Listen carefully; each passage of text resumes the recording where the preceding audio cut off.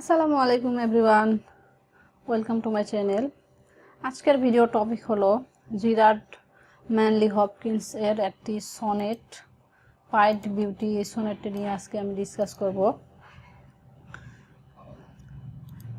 এটা একটা different sonnet.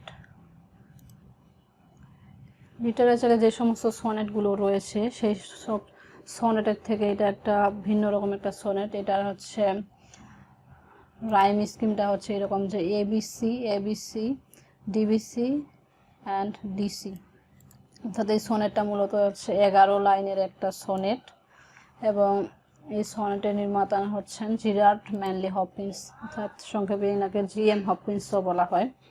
তো পাইড বিউটি এটা একটা এমন একটা সনেট যে pied beauty is a poem by Victorian poet Gerard Manley Hopkins. The poem was written in 1877 and published in 1918. অর্থাৎ জিরার্ড ম্যানলি হপকিন্স হচ্ছে ভিক্টোরিয়ান পোয়েট এবং তার পাইড বিউটি হচ্ছে একটা সনেট এবং তিনি এটা 1877 সালে লিখেছিলেন এবং পাবলিশ করেছিলেন 1918 সালে। এটা এমন একটা সনেট যে it's a poem of giving thanks to God for pied things or speckled freckled dotted things. অর্থাৎ জিরার্ড ম্যানলি হপকিন্স এই সনেটটি লিখেছেন মূলত গডকে ধন্যবাদ প্রদর্শন করতে, গডের যে বিভিন্ন পাইড থিংস অর্থাৎ গডের যে বিভিন্ন বিচিত্র রকমের জিনিসগুলো রয়েছে সেই সম্পর্কে, সেইগুলোর জন্য প্রশংসা করতে, গডকে ধন্যবাদ জানাতে তিনি এই কবিতাটি মূলত লিখেছেন। তো প্রথমে তিনি এখানে বলেছেন যে glory be to God for dappled things, অর্থাৎ গডের কাছে গডকে প্রশংসা করো ফর ড্যাপেল থিংস, অর্থাৎ গডের যে বিচিত্র রকমের জিনিস যে গড সৃষ্টি করেছেন এই জিনিসগুলোর জন্য গডকে গ্লোরি করো, গডের কাছে গডকে থ্যাঙ্কস জানাও। For skies of couple colour as a brinded cow, অর্থাৎ for skies of couple colour, অর্থাৎ আকাশে যে বিভিন্ন কালার, আকাশের মধ্যে যে কাপুল কালারটা রয়েছে অর্থাৎ নীল এবং সাদা। অ্যাজ এ ব্রিন্ডেড কাউ, ব্রিন্ডেড বলতে এখানে বিচিত্র, বিভিন্ন রকমের যে গরু রয়েছে, বিচিত্র রকমের যে গরু রয়েছে যেমন সাদা কালো, সেই আকাশের মধ্যেও যেমন নীল এবং সাদা রং রয়েছে এবং এই গরুগুলোর মধ্যেও যে এরকম সাদা এবং কালো রং রয়েছে বিচিত্র রকমের, সেই বিচিত্র রকমের গরু এবং আকাশের যে কালার রয়েছে সেইগুলোর জন্য গডের প্রশংসা করো। ফর রোজ মোলস, অর্থাৎ গোলাপের মধ্যে যে মোলসগুলো রয়েছে, অল ইন স্টিপল আপন trout that swim. For rose moles, গোলাপের মধ্যে যে স্পটগুলো রয়েছে, অল ইন স্টিপল সেগুলো সবগুলোই বিন্দুর উপর দিয়ে যায়। ট্রাউট, ট্রাউট বলতে হচ্ছে মৃদু পানির মাছ, যেটা হচ্ছে সাঁতার কাটার সময় সেই মাছের বিন্দু বরাবর দিয়ে সেই গোলাপি দাগটা যে দেখা যায় সেই স্পটটা, সেই রোজ মোলসটা, সেই রোজ মোলের জন্য গডের কাছে প্রশংসা করো। Fresh fire coal chestnut falls finches wings, fresh fire coal chestnut falls, অর্থাৎ বাদামের গায়ের মধ্যে যে ফায়ার কোলের দাগটা রয়েছে অর্থাৎ কয়লার যে কালো দাগটা রয়েছে বাদামের গায়ের মধ্যে। ফিন্সেস উইংস, ফিন্সেস বলতে এক ধরনের পাখি, এই পাখিটা মূলত হচ্ছে ব্রিটেনের ওয়েলসে দেখা যায় এই পাখিটা, সেই পাখির পাখার মধ্যে যে চেস্টনাট ফায়ার কোলের দাগটা রয়েছে অর্থাৎ বিচিত্র রকমের যে পাখির পাখার মধ্যে যে দাগগুলো রয়েছে সেই দাগগুলোর জন্য গডের কাছে প্রেজ করো, অর্থাৎ গডের কাছে প্রশংসা করো, গডকে থ্যাঙ্কস জানাও।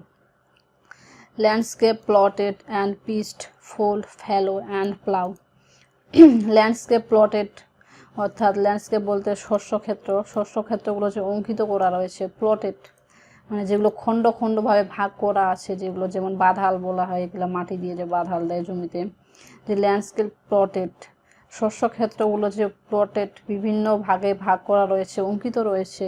অ্যান্ড পিচড এবং বিভিন্নভাবে খণ্ডন করা যে আছে। ফোল্ড যেগুলো হচ্ছে ভাঁজ করা রয়েছে। ফেলো পতিত রয়েছে। অ্যান্ড প্লাউ এবং সেগুলোকে কর্ষণ করা হয়েছে যেই জমিগুলোকে, সেই জমিগুলো উপর থেকে দেখতে এরকম বিচিত্র রকমের যেমন দেখা যায়, সেই বিচিত্র রকমের সেই জমিগুলোর এই প্লটের যে জমিগুলো যে অঙ্কিত করা রয়েছে সেগুলোর জন্য গডের কাছে প্রশংসা করো। And all trades their gear and tackle and trim, এবং এই অল ট্রেডস, এবং ট্রেডস বলতে বাণিজ্য বা ব্যবসা বলতে এখানে সাধারণত ট্রেডস বলতে সকল প্রকার কার্যাবলীকে বোঝানো হয়েছে।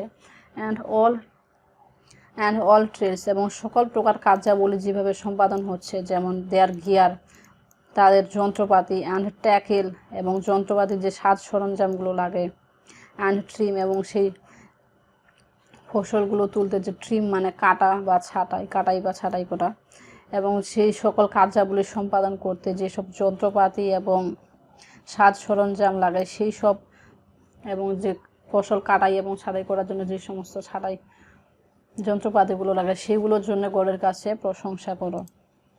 All things counter original spare strange, all things counter, এবং সেই সমস্ত জিনিসগুলো রয়েছে হিসাবের মধ্যে অরিজিনাল, যেগুলো সেই অরিজিনাল আদি থেকে আসছে, স্পেয়ার এবং যেগুলোর বিকল্প কিছু একটা থাকে, স্পেয়ার মানে অতিরিক্ত কিছু, মানে একটা জিনিস নষ্ট হয়ে গেলে যেমন সেটার বিকল্প আরেকটা থাকে সেটাকে বোঝানো হয়েছে। অ্যান্ড স্ট্রেঞ্জ এবং অদ্ভুত। হোয়াট এভার ইজ ফিকেল, যা কিছুই পরিবর্তনশীল। ফ্রিকেলড, হু নোস হাউ, কে জানে যে এগুলো কীভাবে পরিবর্তন হচ্ছে। উইথ সুইফট, সুইফট বলতে দ্রুত, যেগুলো দ্রুততার সাথে কোনোটা পরিবর্তন হচ্ছে। স্লো, কোনোটা ধীর স্থিরভাবে পরিবর্তন হচ্ছে। সুইট, কোনোটা মিষ্টিভাবে পরিবর্তন হচ্ছে। সাউর, কোনোটা টকভাবে পরিবর্তন হচ্ছে। এডেজেল বলতে পারে চকচক, কোনোটা চকচকে। ডিম, কোনোটা ঝাপসা, অর্থাৎ এই যা কিছুই পরিবর্তনশীল, সব কিছু যেহেতু হিসাবের মধ্যেই রয়েছে এবং যা কিছুই পরিবর্তনশীল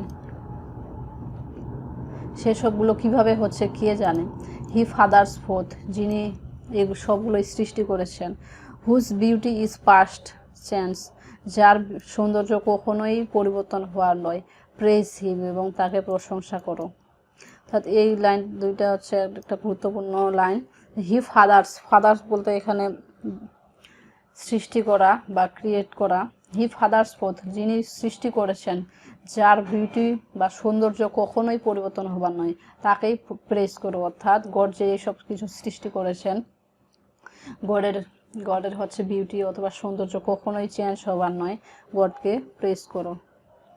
অর্থাৎ গডের যে বিচিত্র জিনিসগুলো রয়েছে, গডের যে রোজ মূলগুলো রয়েছে, যেগুলো হচ্ছে মৃদু পানির মাছের মধ্যে যে তার বিন্দু বরাবর, তার শরীরের বিন্দু বরাবর যে রোজ মূলগুলো দেখা যায়, চেস্ট নাটের গায়ের মধ্যে যে ফায়ার কোলগুলো দেখা যায়, এবং ফিনসেস পাখির উইংসের মধ্যে যে চেস্ট নাট এবং ফায়ার কোলের স্পটগুলো দেখা যায়, সেগুলোর জন্য গডকে প্রেজ করো। তো এই ছিল অল অ্যাবাউট পাইট বিউটি কবিতা লাইন বাই লাইন এক্সপ্লেনেশন। তো এটার যদি আমরা রাইম স্কিমটা করি তাহলে এইভাবে হচ্ছে যে ABC ABC DBC and DC. তো এখানে থিংস আছে, যদি এটাকে আমরা কাউন্ট করি এ হিসেবে, এখানে আছে কাউ, এটাকে যদি আমরা কাউন্ট করি বি হিসেবে, এখানে আছে সুইম, এটাকে যদি আমরা কাউন্ট করি সি হিসেবে, তাহলে এখানে দাঁড়াচ্ছে এ বি সি। নেক্সট আছে উইংস, এখানে যেহেতু থিংস যেহেতু এ, সেটা এখানে উইংস আবার এ।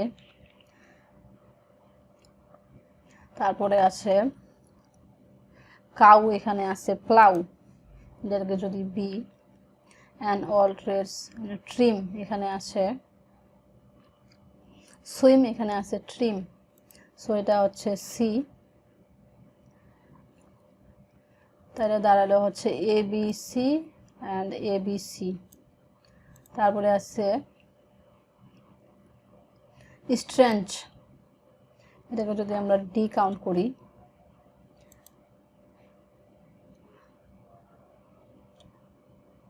ফেকেল্ড, হু নোস হাউ, এটাকে যদি আমরা আবার হাউ, এটা যেহেতু প্লাউ ছিল এখানে হাউ, এটাকে যদি আমরা আবার বি কাউন্ট করি, এখানে আবার ডিম, এখানে আবার ছিল ট্রিম, এটাকে যদি আমরা আবার সি কাউন্ট করি, এখানে দাঁড়াচ্ছে ডি বি সি, আবার এখানে চেঞ্জ আর এখানে স্ট্রেঞ্জ, এটাকে যদি আমরা আবার ডি কাউন্ট করি, প্রেস হিম আর এখানে ট্রিম, এটাকে যদি আমরা আবার সি কাউন্ট করি, তাহলে রাইম স্কিম দাঁড়াচ্ছে আপনার ABC ABC DBC and DC। অর্থাৎ এই সোনেটটা হচ্ছে 11 লাইনের একটা সোনেট। তো আই হোপ আপনারা বুঝতে পেরেছেন। পরবর্তী আপডেট পেতে আমার সাথেই থাকুন এবং আমার চ্যানেলটি সাবস্ক্রাইব করে পাশেই থাকুন। Thanks everyone.